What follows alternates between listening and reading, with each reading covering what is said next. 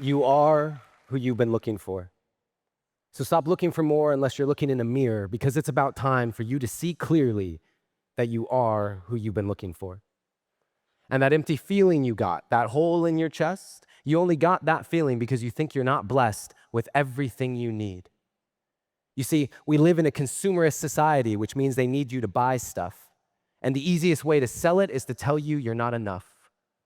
Buy this car, you'll get girls. Buy this bra, you'll get guys. And we're seeing it so much that we start believing these lies. But the truth is, the makeup they're selling to make you feel prettier is the same makeup you buy to stop feeling shittier about this lie they keep telling you that you are not enough. And what about the movies we watch, all the shows on TV? The more I watch, the more I see I need you to complete me. Huh. And yes, love is the answer. Love is the key. But if you can't love yourself, how can you ever love me? And loving yourself, what does that even mean? Like massages and selfies and that sort of thing? Because the more I think about it, the more it feels weird. I've always thought self-love was something to be feared. I've been taught that arrogance is bad and vanity, it's not good. And even my bracelets are telling me to act how Jesus would. So what should I do? How should I act? I'm supposed to love myself, but how do I even do that? Well, I got a trick that I picked up from a friend that noticed that I was quick to defend her when she'd say something negative about herself. She'd say, "I'm so dumb," and I'd say, "You're so brilliant." She'd say, "I'm so weak," and I'd say, "You're so resilient." And when she said, "I feel ugly," and I said, "You look beautiful," she asked me why I was so dutifully filling up her cup constantly and yet treating my own cup so irresponsibly. Because when I looked in the mirror, my voice was quite clear. "You're ugly, you're too thin, your hairline's receding, and you got a pimple on your chin." And that was when she gave me a piece of advice that changed my life. She gave me a hug, and she said, "Treat yourself like someone you love. Treat yourself like someone you love." And now I had been standing, but I needed to be sitting because I couldn't believe that I had been letting myself keep forgetting that I was who I'd been looking for.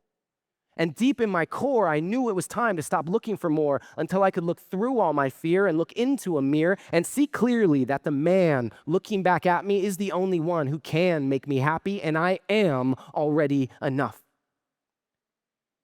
And I'm not any more special or unique than you. That's why I'm here to speak to you. You are already enough. And when you start to see that, you will start to be that.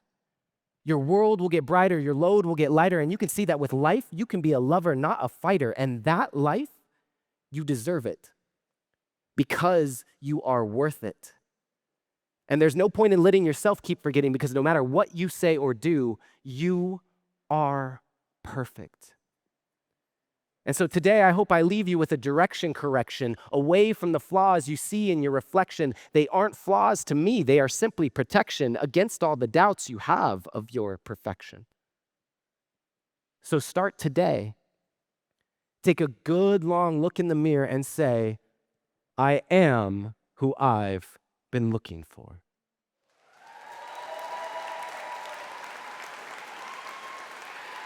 Thank you. That poem is one of the most viral in history. It has been viewed over 250 million times. When it was first posted in 2018, it spread like wildfire, and overnight, I saw an explosion in my social media following. I got invitations to speak all around the world, and I dropped into a deep suicidal depression. I was in Bali when it happened, because that's where you go when you're a hippie and you're healing from a breakup. Tropical weather, great food, beautiful sunsets. And one morning I turn on my phone and I immediately notice that something's different. I have thousands upon thousands of new followers. My poem hadn't gone viral, it had gone mega viral. It got 40 million views in the first 48 hours. In fact, it would continue to get more than 1 million views a day for the next several months. But with that came the messages. Hundreds of DMs that flooded my inbox, most of them being messages of appreciation. They said, "I love the poem, thank you. I sent this to my mom, my brother, my girlfriend. Thank you. This poem changed my life. Thank you. But for every 9 of those, there was one that was very different. One that would say something like, I don't know how to love myself. Can you help me? My husband hits me and I'm too scared to leave. Can you help me? I'm thinking of killing myself tomorrow. Can you help me? And I couldn't. I didn't have an answer. I had a poem that was getting millions of views a day, but I didn't know how to respond to people who needed something more than a poem. And I felt like I was letting them down. I felt like a fraud. I felt so much shame and guilt that my body began to break down until eventually I found myself one day locked away in a dark hotel room, feverish, shivering, covered in sweat, unable to open the curtains because any amount of light was excruciatingly painful to my eyes and my head. And what I didn't know at the time was that moment was the beginning of a long and painful journey. A multi-year quest deep into depression so that I could find the answer that I didn't have. How do we learn to love ourselves? What does that actually look like? Truthfully, I didn't know where to start. And I did believe that self-love was the answer. I hadn't faked the poem. I just didn't know what it looked like in action. Treat yourself like someone you love, but how? For me, that looked like doing anything and everything that I thought would qualify as self-love. If I didn't know what would work, I would just do it all. Meditation, journaling, writing poetry, playing music, singing, dancing, shaking, cold plunges, saunas, taking baths, hiring coaches, doing all the therapies, CBT, IFS, TRE, NLP, EMDR, you just say the letters, I did it. Detoxes, juice cleanses, water fasts, psychic readings, astrology readings, tarot readings, plant medicine journeys deep in the Amazon jungle, punching pillows, primal screaming, and naked mirror work. Yes, I stood naked in front of a mirror and I said, I love you over and over because that's what you do when you're desperate and a hippie.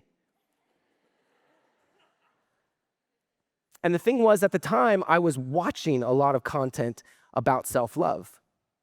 But the thing was, so much of that content spoke about self-love like it was a switch, an on or an off. You either have it or you don't. And because I believed that, I kept doing all of these things, seeking that moment when my self-love would click on. But it never did.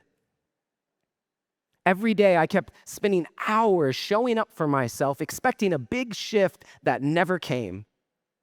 Instead, I saw a little one, and then another, and then another. And I started to realize that the reason why I had felt so lost was because I didn't understand the essence of self-love. It's not a switch. It's a result. It is the result of how we show up for ourselves each and every day. Self-love is the byproduct of your relationship with yourself. And it is a relationship that needs all the same things as any other, but because it's inner, we often don't know where to start. So I started to use a framework developed by Dr. Gary Chapman called the 5 Love Languages. In it, they give you 5 categories that you can focus on if you want to deepen the connection you feel in a relationship. Acts of service, quality time, physical touch, gifts, and words of affirmation. Now, these are normally used in context of your relationship to others, but they can be used with ourselves. Let's take quality time as an example. How much connection is actually happening when 2 people are sitting together, but they're both separately on their phones? And yet, How often do we do that exact same thing by ourselves? We're just ignoring that inner voice in favor of mindlessly scrolling because we've confused the idea of being alone with spending quality time with ourselves. And how about words of affirmation? How would you feel if someone was constantly telling you that you were dumb, that you were not good enough, that you were never going to succeed? And yet, how often do we say those exact words to ourselves, sometimes on a daily basis? The good news is that we can change that through a combination of our attention and our intention. With the 5 love languages used as a direction, we can point our attention there, and when we do that, we will start to catch those little moments when we're not so loving to ourselves. And when you combine that new awareness with the intention to love yourself more deeply, you will start to unlock new choices that you previously couldn't see. Ways that you can actually strengthen that relationship to yourself and love yourself more deeply. And when you start to make those new choices, you will unlock the next clues that the universe is leaving you on how to achieve your intention. Yes, even if we don't like it, the universe is always giving us our next step. Sometimes that next step can be very, very scary, like leaving a toxic relationship, quitting our job, or starting therapy. But often, it's a really small next step, but equally important, like writing a poem, or finally watching that TED Talk on self-love your friend sent you. For me, it was all of the above and a mirror. So for all the people that wrote me asking for an answer so many years ago, I'm really sorry that I didn't have it back then. But I want to say thank you for helping me find it so that I could give it to all the people who need it today. And if you are one of those people, I want you to know that it is possible. It is 100% possible for you to get out of the darkness. And even if it takes years, it is so worth it. I know because I did it. Day by day, the voices in my head got a little less mean. I still get sad sometimes, but I show up completely differently for myself when I do. Because I've started to relate completely differently to my own emotions. I relate differently to other people. And I relate differently to life itself. I learned how to love myself. And just like the poem said would happen, my world got brighter and my load got lighter. And that is something worth writing poetry about. And so I'd like to close today with one more poem. It's a poem that I call Heaven. Can I have everyone take a nice deep inhale and exhale? The most impactful thing you can do for the world is learn how to love life. All of life. Show people that being happy doesn't mean turning a blind eye to the pain and the sadness and the suffering that happens here. Show them that choosing love doesn't mean ignoring fear. It just means being willing to feel. And those brave souls will always heal as long as they maintain the courage to feel.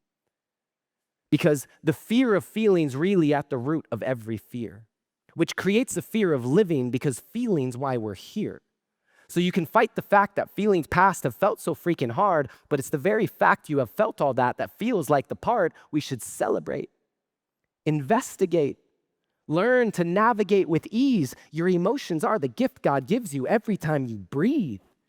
Energy in motion with the strength to bring a king down to his knees, and yet contained within the emotion is the key to set you free. Yes, contained within emotion is the gift of what being human is, a chance to feel all of life, from deep sorrow to deep bliss. And you might wish the two would split, but the twist is that they'll always coexist, because even the heartbreak you hate today had the way paved by a lover's kiss. So you can write your list of how life's a bitch, but don't forget the asterisk, because for all the times you went through shit, it fertilized a lot of gifts. But when you only focus on what you lack, you can't appreciate what you've got. But with gratitude for what you have, you can see that it's a lot. And that is the difference between abundance and scarcity. It's not about what you have, it's about what you see. So the next time you forget how blessed you be, take a moment and focus on the next breath you breathe. The next time you forget how blessed you be, take a moment and focus on the next breath you breathe. And notice, you're right here with me. A miracle, a great mystery.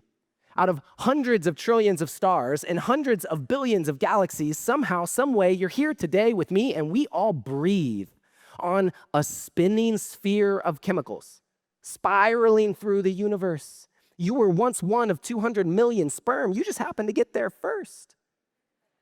So how could you ever say you're cursed? You've been blessed since before your birth, and you might not think you have it best, but it could definitely be worse. And if you don't believe that yet, go tell the deaf what you just heard.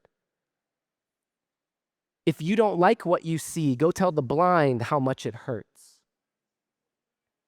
On your hardest day, when you really want to walk away, go tell the paraplegic how it's unfair. Share how you want to run from all your problems while he's pushed everywhere in a chair. And I'm not saying that life is fair or that it's easy. We all go through a lot. But as you walk through the valley of the shadow of death, don't lose gratitude for the fact that you walk.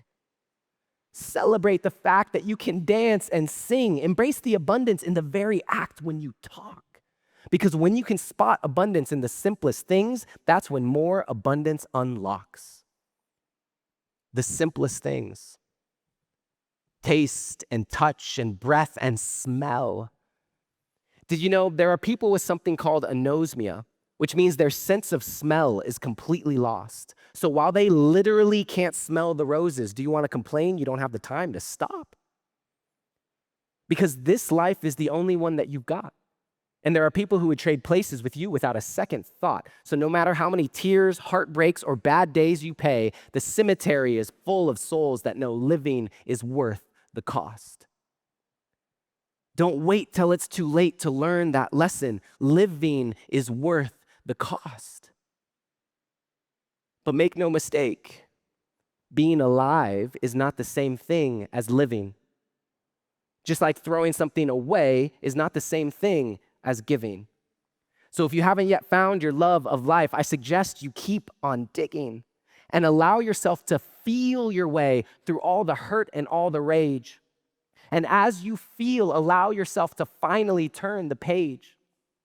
That's how we heal. And it might hurt like hell, but you'll have shown us we'll be okay to feel it all and still love life. That's heaven. And you'll have helped pave the way. That's heaven. Can you feel it? Heaven is here today.